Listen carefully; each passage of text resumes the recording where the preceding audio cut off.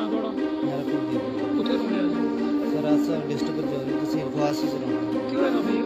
भैया मेरा भरा एडमिट है इत्थे 15 नंबर वार्ड 7-8 दिन होई है मतलब प्यो पासा भी नहीं पलटी सकते जागते जागते अज राती नींदर पई गई मतलब 12 बजे के बाद सर मेरे जेब फोन कड्डिए भैया और एक नहीं फोन मेरा और भी जड़ियाँ मतलब 7 नंबर 11 नंबर 1.5 लाख की चोरी करिए बंदा राती गाड़ी सिक्योरिटी नहीं मतलब कि दिन कुछ अंदर जान नहीं देंगे सर मिलने वास्ते भी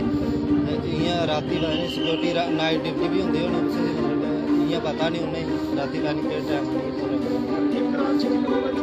3-4 मोबाइल सर इत्थे